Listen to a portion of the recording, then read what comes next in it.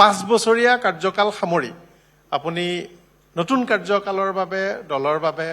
আপোনাৰ বাবে চৰকাৰে কি কৰিলে তাৰ বাবে জনাদেশ বিচাৰি আগবাঢ়ি যাবলৈ ওলাইছে এই সময়ছোৱাত কোনকিটা কথাই আপোনাক ৰাইজৰ ওচৰলৈ আগবাঢ়ি যোৱাত আটাইতকৈ বেছি উৎসাহ জনাব যে মই ৰাইজক এইকিটা কথা কৈ আগবাঢ়ি যাম সক প্ৰত্যেকখন স্থানতে বেলেগ বেলেগ কথা থাকে এটা জেনাৰেল ষ্টেটমেণ্ট আমি সবতে ইলেকশ্যন জিকিব নোৱাৰো উজনিত গৈছো তাত ইস্যু বেলেগ নামনিত গৈছো তাত ইস্যু বেলেগ বৰাক ভেলীত গৈছো তাত ইস্যু বেলেগ কিন্তু এটা কমন ইস্যু আছে যে আমি বহুতখিনি কাম অসমত প্ৰথমবাৰৰ বাবে কৰিছো যেনে 1.5 লাখ নিযুক্তি কোনো যুৱক যুৱতীয়ে সপোনতো ভাবিব পৰা নাছিল যে হিমন্ত বিশ্ব শৰ্মাই সঁচা কৈছে যেতিয়া মই মানুহক কৈছিলো 1 লাখ চাকৰি দিম তেতিয়া মানুহে এটাই ভাবিছিল যে মামাই মিছা কথা কৈছে হলেও মামাক ভোটটো দিলো কোনেও ভাবা নাছিল যে টকা নোখোৱাকৈ 1 লাখ চাকৰি হ'ব পাৰে কোনেও ভবাও নাছিল কিন্তু আজি 1.5 লাখ চৰকাৰী চাকৰি হল এটাও কেছ নাই এটাও মোকৰ্দমা নাই আজি অসমত চৰকাৰী চাকৰিৰ লগে লগে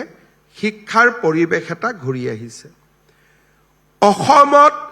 কোনো চৰকাৰে ৰাইজক প্ৰতীয়মান দিব পৰা নাছিল যে বাংলাদেশীক খেদিব পাৰি এতিয়া প্ৰতিদিনে ৰাতিপুৱা 20 জনৰ পৰা 22 জন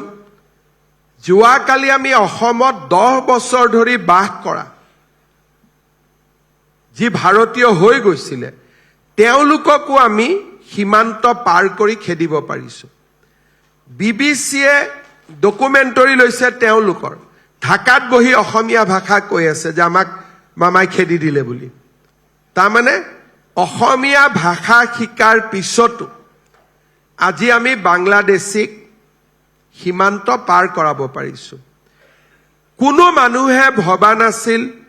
যে 2 লাখ বিঘা মাটিত এভিকশন হ'ব পাৰে কোনো মানুহে ভবা নাছিল যে অসমত গুৱাহাটী এয়াৰপোৰ্টৰ দৰে ইনফ্ৰাষ্ট্ৰাকচাৰ বুম অসমত হ'ব পাৰে যোৱা 5টা বছৰত যদি মই ক'ব যাওঁ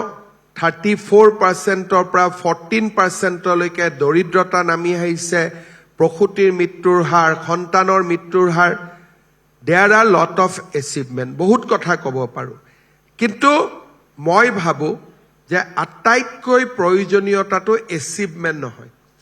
আটাইতকৈ প্ৰয়োজনটো হ'ল যে মানুহৰ বিশ্বাসটো আমি ৰাখিব পাৰিলো নে নাই ট্ৰাষ্ট ফ্যাক্টৰ আৰু মই যেতিয়া 5 বছৰ পিছতো প্ৰত্যেকখন মিটিঙত যাওঁ মোৰ লাগে যে মানুহে 5 বছৰ চৰকাৰ চলোৱাৰ পিছতো 25 বছৰ এমএলএ মন্ত্ৰী হৈ থকাৰ পিছতো মোক আজিও বিশ্বাস কৰে আৰু সেইটো বিশ্বাসকে লৈ আমি মানুহক ভোট খুজিম মোদীজীৰ কামৰ কোনো অভাৱ নাই